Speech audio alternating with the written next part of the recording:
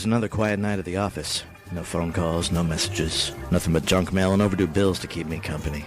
Seems nobody wants to hire a real private dick anymore, a professional like me. A guy who does the detective work nobody else wants to do. A guy who wears hats and walks around in a black and white world. I began contemplating a more profitable line of work, like politics.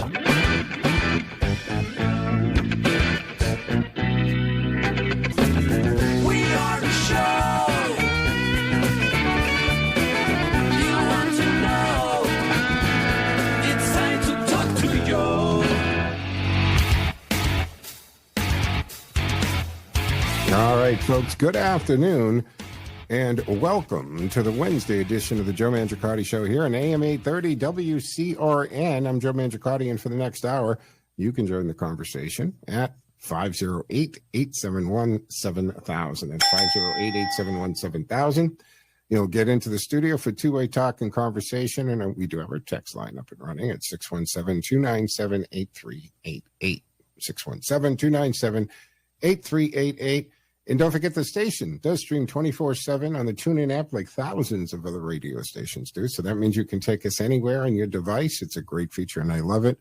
You can tell Alexa to play WCRN. She'll do that. No questions asked as well. And this show is always turned into a podcast, so you can subscribe to it as a podcast on Spotify, Google Play, etc., wherever you subscribe to your podcast. So feel free to do that. Today, behind the glass, back at HQ, flying the board today. He'll get you set up and into the studio for two-way talk and conversation as I broadcast from the Cameo studios. And it does mean the Cameo Cam is on. So you can watch and listen to the show either on the station's Facebook page, YouTube channel, or my social media platforms at Joe Mangi Show, M-A-N-G-I. So that would be Facebook, X, Twitch TV, LinkedIn profile. And we do stream live to Rumble. So multiple ways to watch, multiple ways to listen. And again, subscribe as a podcast if you get a chance. So we'll see how the viewers rack up here today. 508-871-7000 to join the conversation. As I said, those lines are open and available. So some of the news that is breaking here is this Arctic frost investigation is far more reaching than we originally were told. But don't you always think anything out of Washington, there's always more to it? It's further reaching than we ever learn in, say, mainstream media or even, the citizen journalists that we rely on these days.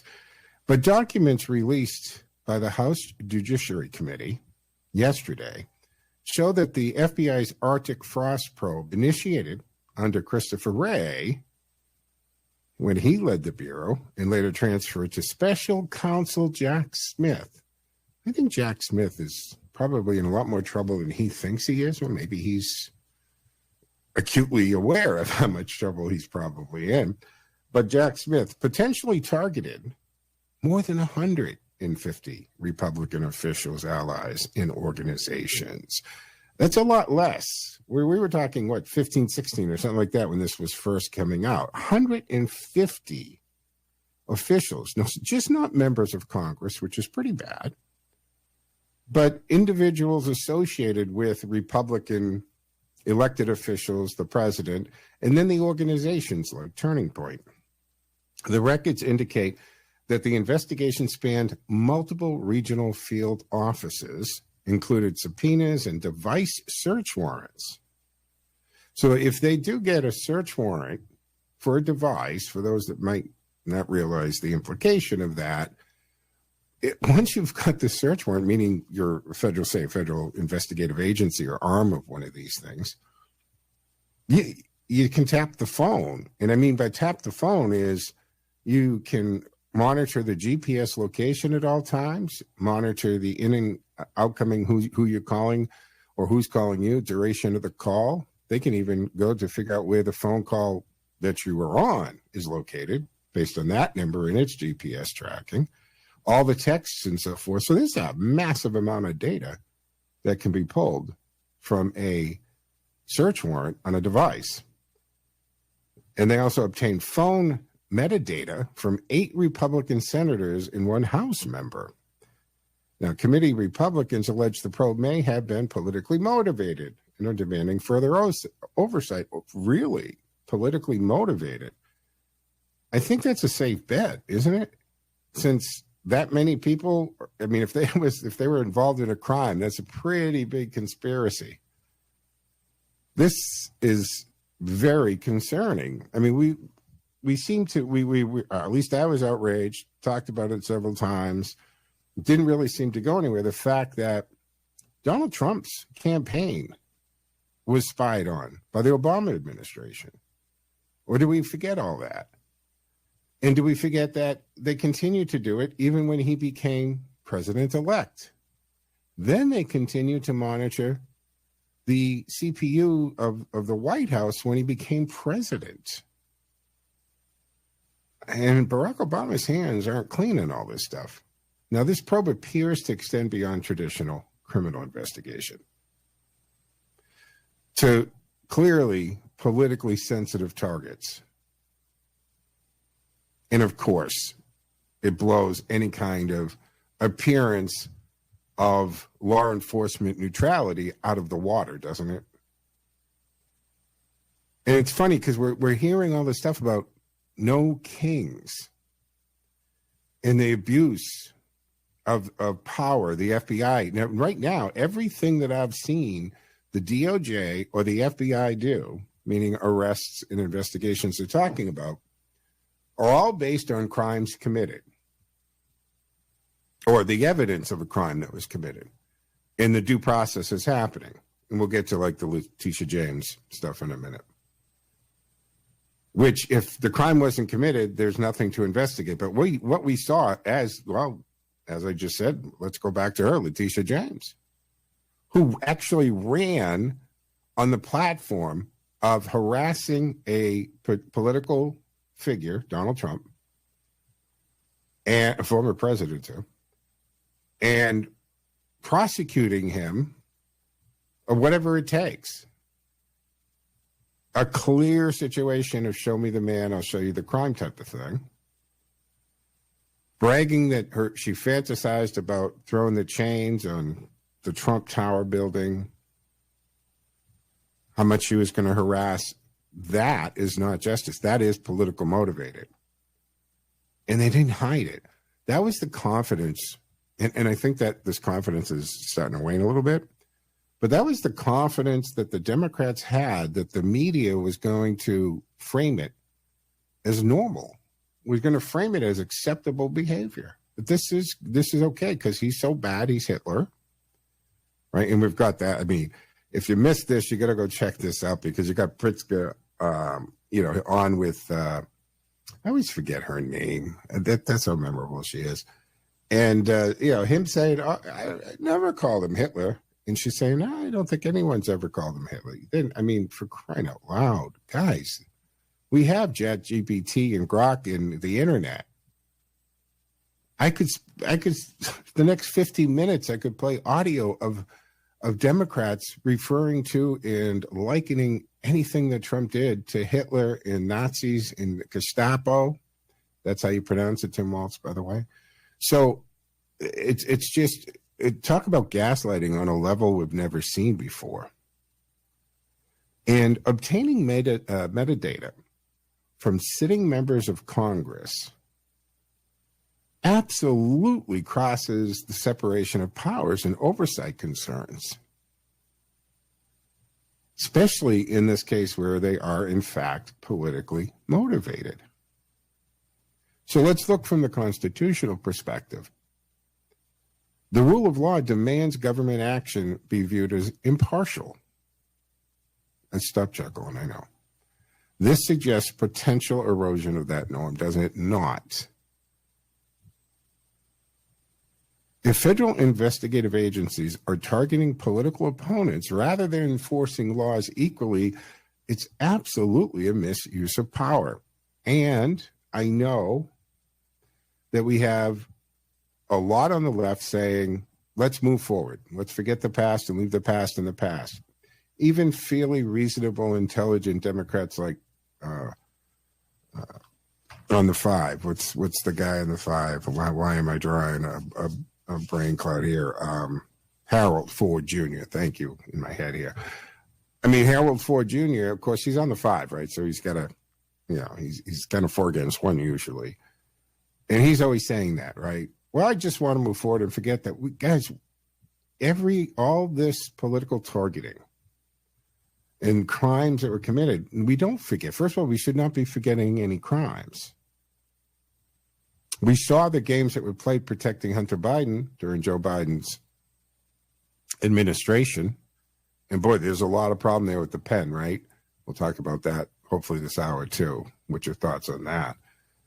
Because now the committee, Congress has sent over to the DOJ, criminal referral to investigate the fact that they can't find any evidence that Joe Biden was actually ordering or even had knowledge of pardons and even laws and executive orders that were signed by the auto pen while he was in country, perfectly able to sign it.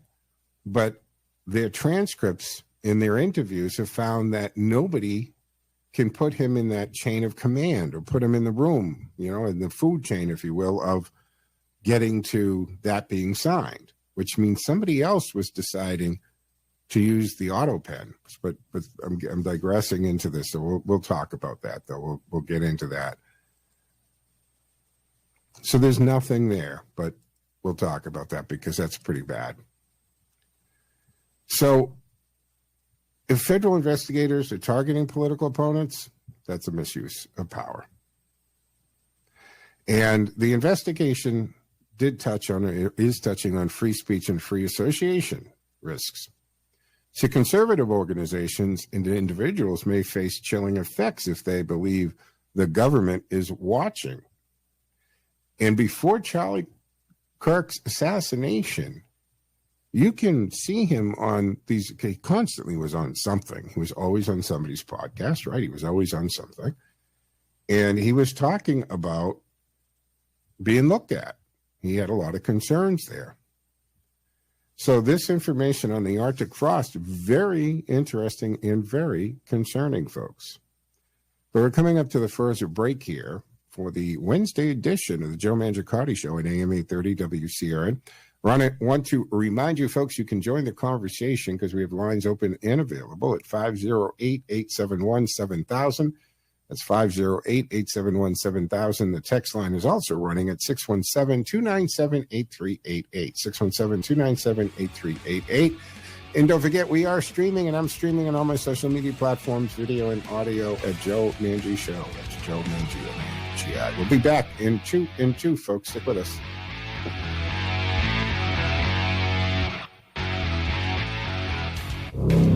This October.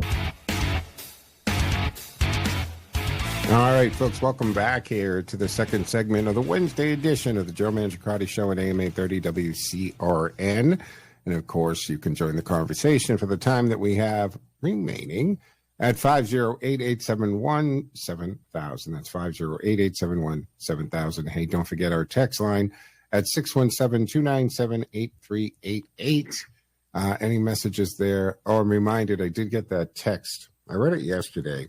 I'm gonna read it again, actually, because we're still right. This is the day 28 of the shutdown, and the first, which is Saturday, is I think it's the third and the first, but don't hold me to that. But I know that the first is I think when they load up your EBT cards, and there are 42 million people.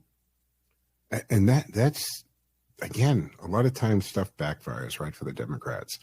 But the thing that we're looking at here is because all of a sudden people are being made aware of just how much we put out in food stamps every month, about $8 billion. And a good portion of those people are here illegally or have come here and they're not.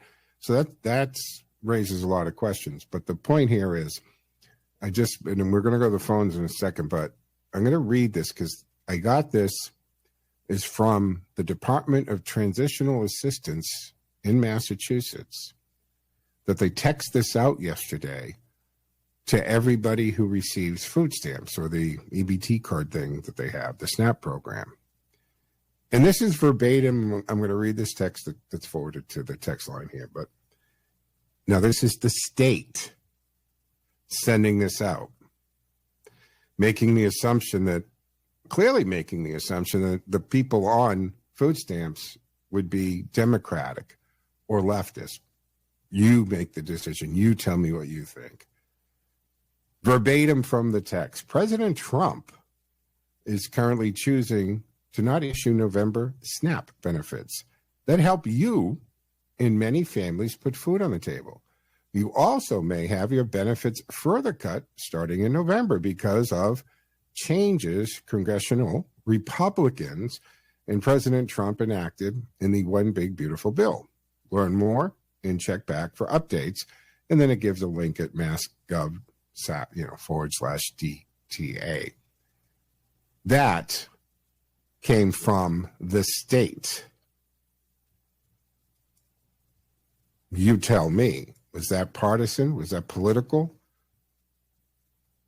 Using a state texting system like that to SNAP benefit entitlement recipients for that kind of message? 508-871-7000.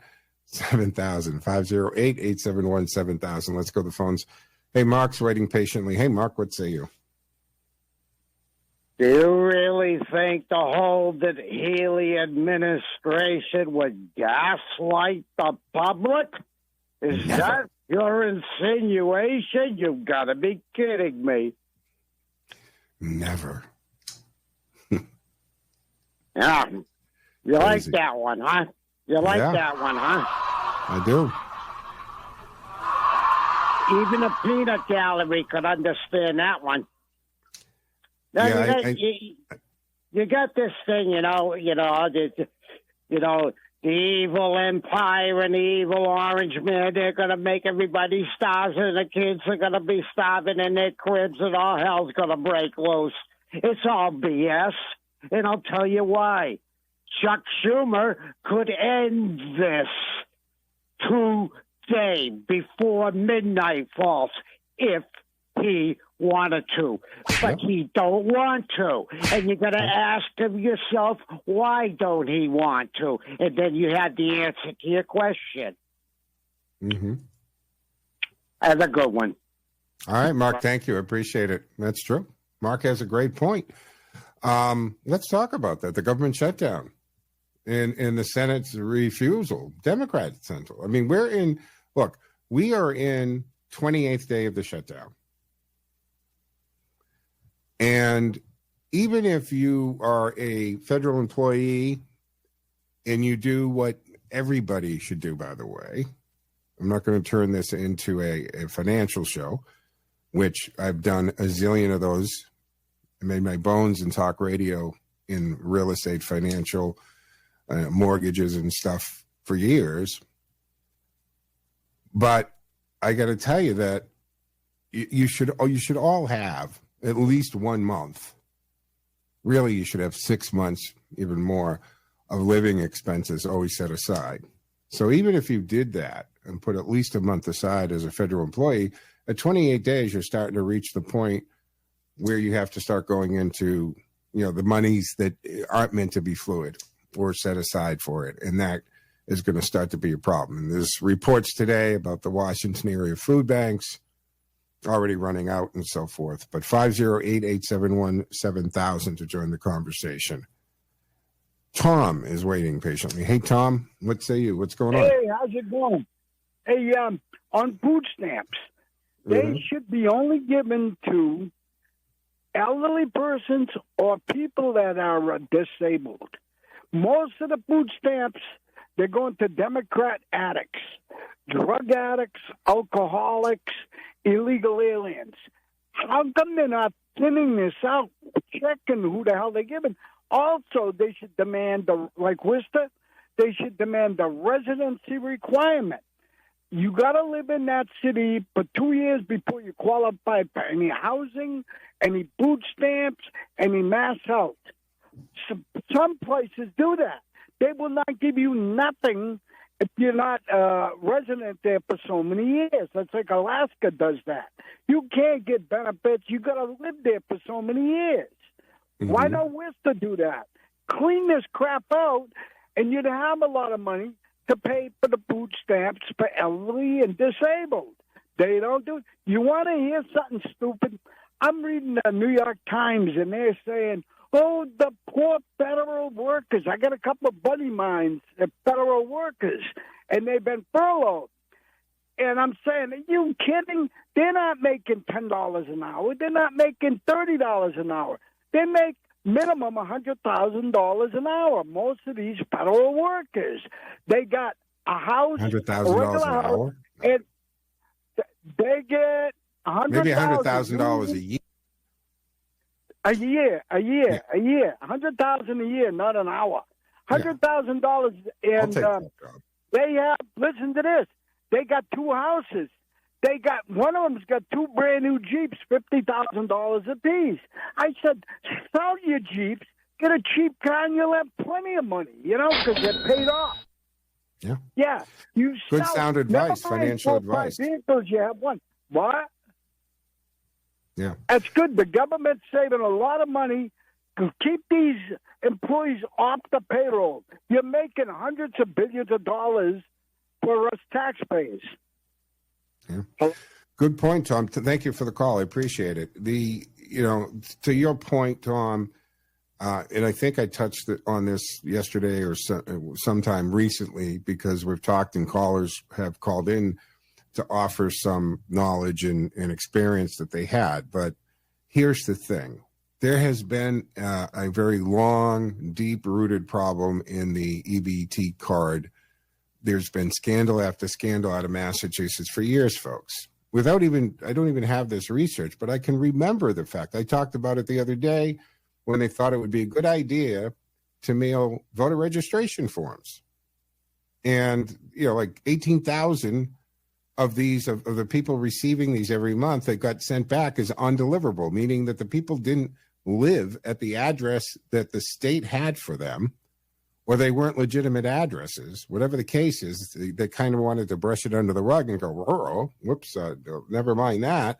Because why are you loading up a card for somebody that doesn't even live at the address that you have for them? And how many times do we read about these stories? We know, we've talked about them on this show, that when the state police or some joint task force and they bust, the Haitian gang or something going on, they have 16, 17, 18 EBT cards in their possession because people have turned their cards over with hundreds, and if they have enough children, 1,000, they can be $1,200, $1,700, $2,400 every month put on their card, depending on the number of kids they have and so forth. But they turn their card and their PIN number over to their drug dealers. And that's how they pay for their drugs. Then we've had the case right in Worcester.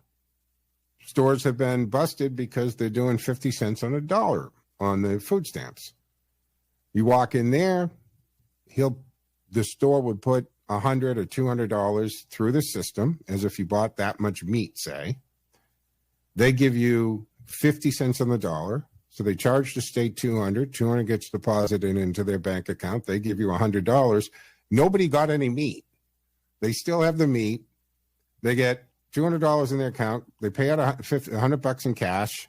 They just made $100 for swiping a card of taxpayer money. That's theft. That's fraud. It's wire fraud. It's all kinds of things. So, look, we know the food card system has to be totally revamped and looked at. Then that's that fraud and corruption there. Then if you start looking at people who have multiple cards, they've gamed the system. So they have multiple cards because they use multiple names or addresses.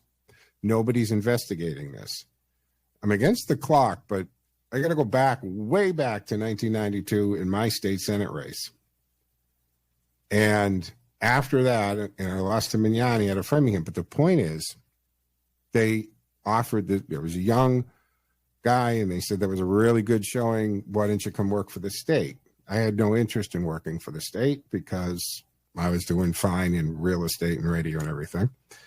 And the only job I said I was willing to take was to work for the BSI, the Bureau of Special Investigation. Because at that time, the BSI's job was welfare fraud. It was going after all of the fraud and corruption in the welfare system and the food stamp system. It wasn't a lot of money, but I was willing to do that job only. But that's when Weldon Cellucci moved everything. Remember, they consolidated all the police departments, and they moved the BSI from public safety, which is state police and all the police agencies, over to Health and Human Services. So they actually cut like 16 jobs, investigators. But I would have taken that job at a pay cut to have done that job. But we're going to take our mid-show break here in the Wednesday edition of the Joe Mangiacotti Show on AM 830 WCRN. 508-871-7000 to join the conversation. Lines open and available, 508-871-7000. Don't forget, we're streaming on my social media platforms at Joe Mangi Show. Go ahead and check it out, Facebook, X, etc. Back in 2 and 2, folks. Stick with us.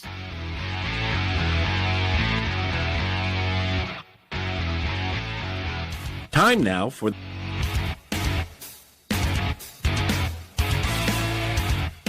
All right, folks, welcome back here to the second half of the Wednesday edition of the Joe Mangiacotti Show on AM 830 WCRN.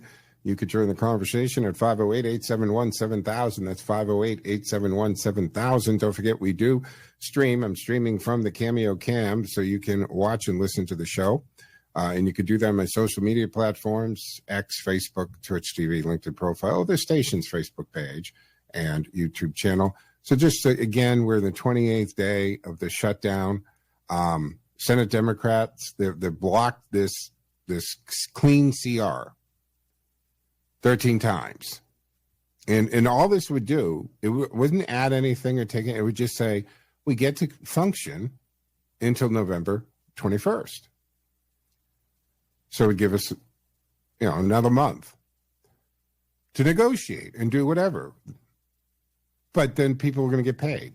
If Congress is always getting paid.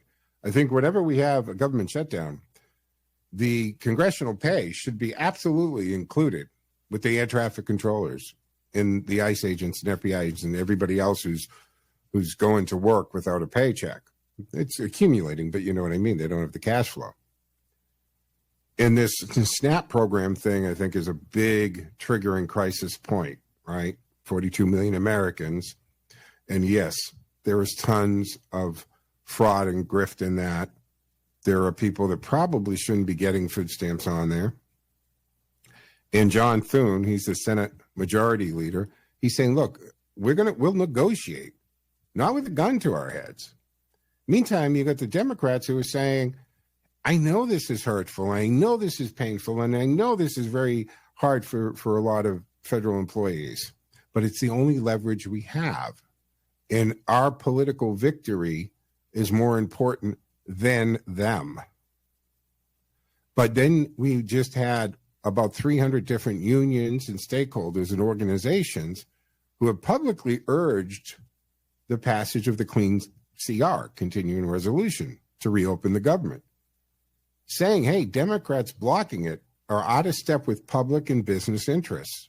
Do this. And then the Republicans said, okay, if you're not going to pass the CR, why don't we pass some measures so that we can pay the federal workers? Again, Democrats remain committed to withholding their votes on the general continuation unless key demands, most of it to do with health care subsidies, including illegals, are met. But remember, Congress's primary duty is to fund the government. So refusal to vote for a clean CR weaponizes federal employees and essential services as political leverage. And the federal government has the constitutional and statutory obligations. Failing to appropriate funds is itself a dereliction of law. So when the Democrat strategy treats paying federal workers, SNAP recipients, the military, as nothing more than bargaining chips, it absolutely undermines the legitimacy of our government and really what the purpose of these elected representatives are. Why are they actually there if all they are after in lust is political power and not to do good? Rank and file employees, vulnerable Americans, are being held hostage, while elite decision makers, Congress and party leaders, remain absolutely insulated. Not one dime of their paycheck is affected. And the irony is, for those that have, say, security, bodyguard, drivers, they're not getting paid. Think about that. So if you're a Capitol Police officer, Secret Service, or a federal officer assigned for security for one of these members of Congress, you're showing up with the expectation to put life and limb on the line for these people who are collecting their fat paychecks, and you aren't. And the Democrats demand these new subsidies in the resolution. Medicaid reversals. But if those demands are must-haves, then the crisis is about spending priorities, not government functioning at all. What say you? 508-871-7000 to join the conversation. Let me go to the phones. Ken is waiting patiently. Hey. Hi, Joe. Hey. I'm back. I want to do something for a quick. You're hearing me okay, though?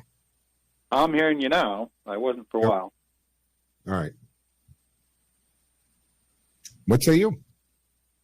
I would say we bring back the plan that we had, what was it, 4 or 5 months ago, where, we'll give you X amount of money and a ticket back home. So now we just give them 3 months of food stamps and a ticket back home. We know where home is. It's not in the United States. Yeah. Well, look, that's the thing, is this shutdown, which has drawn all this attention, right, to the SNAP program, has caused people to look closer at it. One of the things that we've found out is, just like, say, Section 8 housing in HUD, and I mentioned this the other day, HUD is looking at the fact that a massive amount of people who are getting these like Section 8 vouchers and living apartments and so forth are actually illegals. And should our tax dollars be paying for people who aren't legally in the country? Should we be giving food stamps? I don't want anybody to go hungry, and I don't want to see kids go hungry, Ken, right? I'm assuming you don't either. But it's a bigger problem here, because especially with the kids, we're missing over 300,000 of them, that they've come in, and we go back to the process. There is a legal and an illegal way to come into the country. It's not that difficult to understand that concept, which is why we're very careful with our vernacular, right? With our language. We don't say immigrant when we mean illegal alien. When Mayor Johnson took off on a reporter the other day, at first I didn't realize, I don't know, Ken, if you saw that, he actually thought illegal alien was referencing a brown or black person. So do we have another situation of a very low-informed elected official who thinks illegal alien means you're brown or black, where it has nothing to do with race? It has to do with the voluntary action you did of entering the country illegally makes you an illegal alien. Whether you're from England, Norway, Guatemala, Colombia, Brazil, they're all illegal aliens if you don't use the illegal point of entry. So when I realized that he was thinking in his head that was a racist term, that tells us so much more about Brandon Johnson than anything else, does it not? It's not what's in his head. I think you're wrong. I think it's what he wants to have others in their head. So he's just propagandizing, gaslighting. No, based on what I saw him say, he absolutely, unless he was a hell of an actor, he actually really thought the term illegal alien was racist because that is the term that references brown and black people. Not understanding it has not to do with race. It has to do with the action you took, not the race. But he chastised this reporter saying, don't use that racist language. That tells me he's not that bright.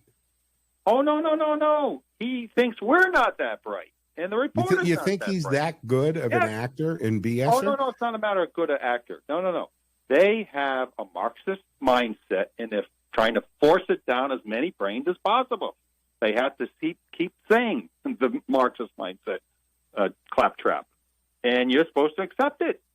You hear it enough times, you're supposed to accept it. Yeah, I agree with that, which is why I always say, part of this freedom of speech thing we got going on in this country, it also means, you can say whatever you want to say, wherever you want to say it, short of fire in a crowded theater.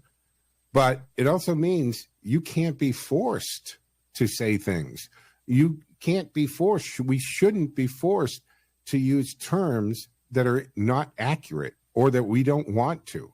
I missed the memo, Ken. When did things come out that we had to use certain things? We had to say undocumented instead of illegal alien, when it's still in the federal statute as illegal alien or alien, right, for people to come in. So that's what's in it. You didn't change the statute. We didn't have a debate and a vote on the floor on any of this stuff.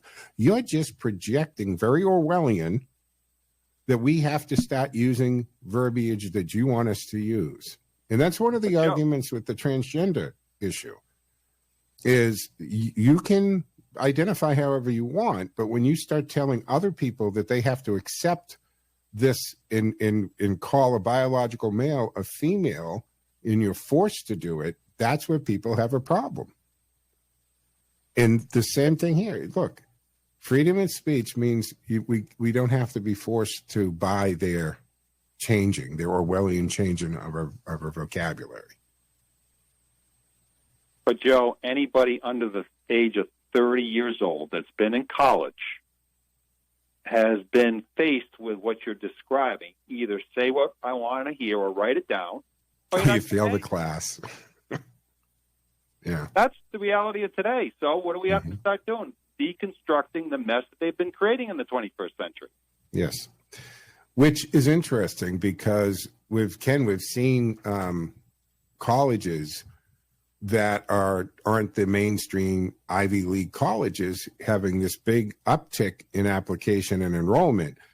Most of them are the Southern colleges, but the Hillsdales of the world and stuff where the wokeism that's penetrated most of the major universities when we think of universities has, and parents and the kids, the students themselves, because this 18 to 25 age bracket is probably the most conservative wave of youth that we've seen in decades, probably since the Reagan days, which is very interesting and very hopeful, right? Because we do have a lot of young people who are going or thinking for themselves. I don't know, maybe it started out as being rebel because of, they just wanted to go against the grain. I don't know what the reason is. But look at the turning point applications, right, for chapters at universities and high schools. We're against the clock. Final words or thoughts, Ken? Yeah, you're describing youthful defiance, which sometimes is good. Sometimes it's fantastic, and it is in this case. Ken, thank you for the call. Always great points. Adds to the conversation all the time. Folks, we're coming up to our, already third and final break here on the Wednesday edition of the Joe Mangiacotti Show on AM 830 WCRN 508-871-7000. Lines are open and available. You can still join the conversation in the time we have left, and we're streaming, so come join us on the stream, folks. We'll be back in 2 minutes, 2 seconds on the other side.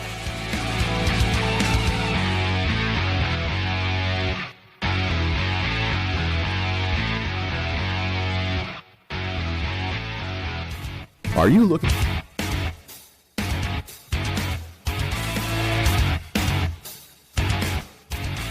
All right, folks, welcome back here to the fourth and final segment, reminding you can join the conversation at 508-871-7000. That's 508-871-7000.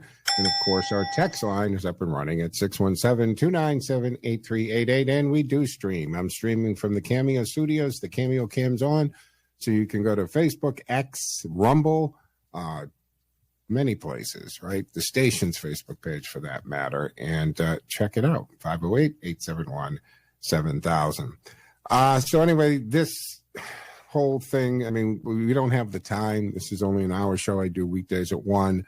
But the players of all that I can post it on my Facebook, or actually go to joemangiacotti.com, and I'll post a lot of this research that I did for this. I did want to touch on this Letitia James, because again, this is one of those situations where comma really, right? And I made reference to her earlier in the show, the fact that she actually ran a campaign on harassing a former president and politician and investigating him until she finds something on him. Meanwhile, and of course, we know the deal on that. I mean, there was no victim. She tried to bootstrap this whole thing about the financing. He lied about the value of Mar-a-Lago and so forth.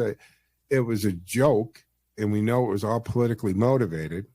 And Jack Smith is going to have some trouble. But anyway, New York Attorney General Letitia James, she appeared in court the other day in Norfolk, Virginia. Yeah, Virginia. She had to go down to Virginia to face a 2-count indictment charge, charging her with bank fraud and making false statements.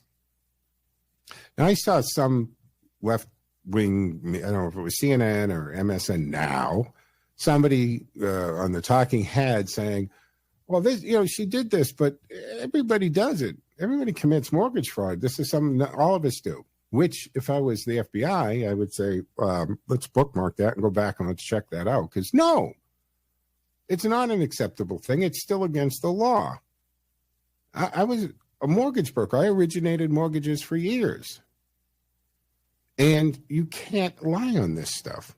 And I have been in an office, a mortgage office, where I have heard a fellow broker or originator say something along the lines, no, don't lie to me. Tell me the truth on all this. I know how to lie on the paperwork or something, which didn't sit well with me, because you understand you're just gone into the conspiracy and help committing the fraud and breaking the law.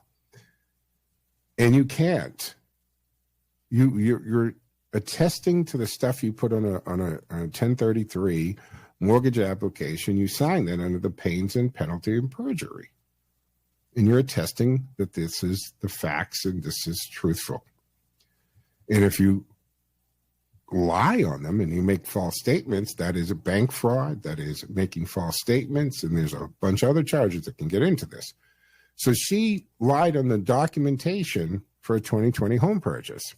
So prosecutors allege she claimed that the property would be a secondary residence to secure favorable mortgage terms, but she rented it out.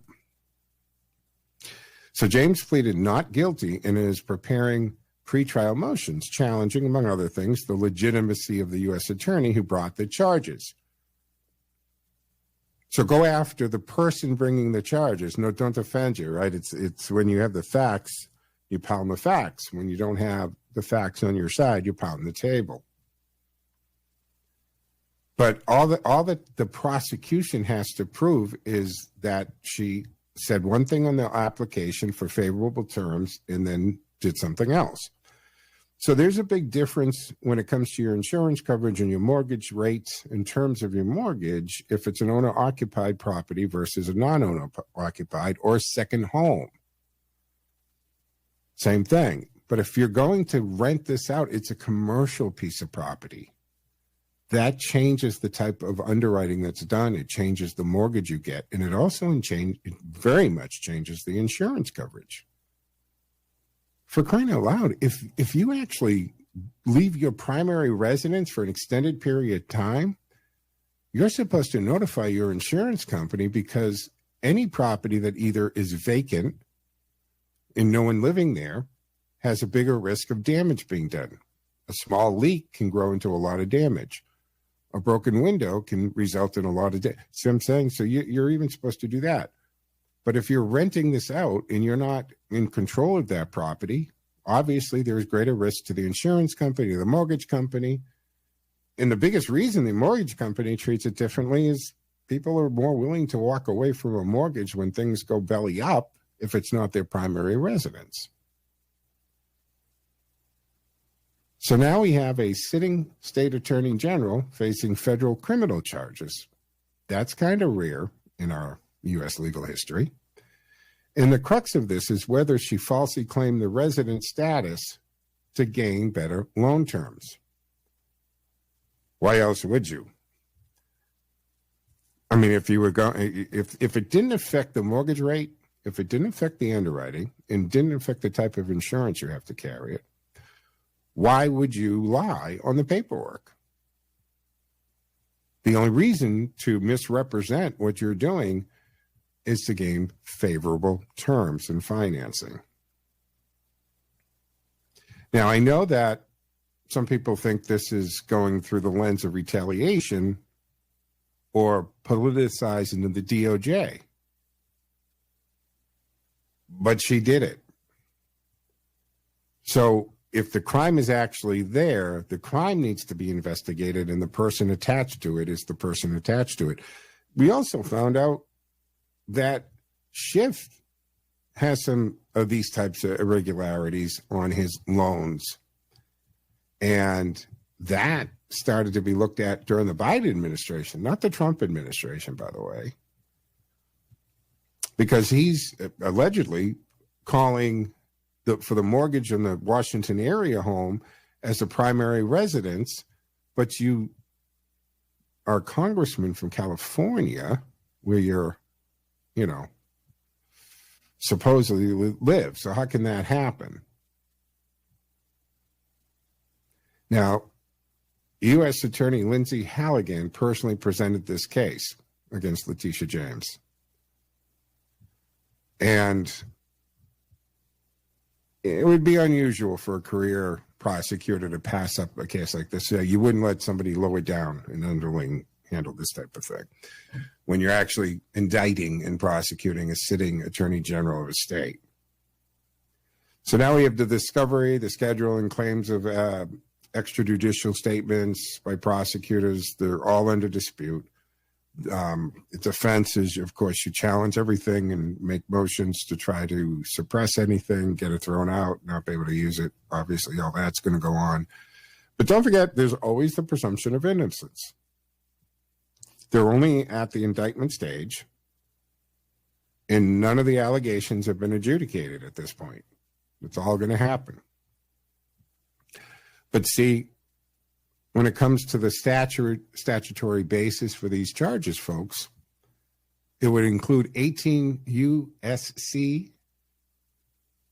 1344, bank fraud, and 18 U.S.C. 1014, false statements to a financial institution. Those are the charges. The indictment claims she misrepresented the occupancy status to receive favorable mortgage conditions. So, but what does that mean in real money? What's the damage? And that's the question. The bank is the victim because they're taking the risk without getting the compensation for the risk that they should be getting paid for. So prosecutors say it's about $19,000 over the life of the loan. That the bank will be defrauded $19,000 because she's going to save $19,000 over the life of the loan by mischaracterizing the home. And that it was instead used by her grandniece's family as a rental property. And by the way, this U.S. Attorney Lindsay Halligan, who brought this, is an interim U.S. attorney. It hasn't been confirmed yet, but that's almost irrelevant. But people want to point to that and say, well, that appointment and the involvement in this case raises questions about career DOJ attorneys reportedly resisted the case originally. Well, I would argue the people who resisted the case originally did it because of that unwritten bond of we're all part of the same cabal here, the Democratic Party. When you had IRS investigators asking questions about all of the millions of dollars that Hunter Biden had flying into the country, including Porsches and stuff like that, diamonds from the mayor of Moscow's wife, and wasn't paying over $2 million in taxes, they were told to leave it alone. They weren't allowed to investigate it. It would be career ending for them. Wow. So, Letitia James, bang, we'll have to look at that.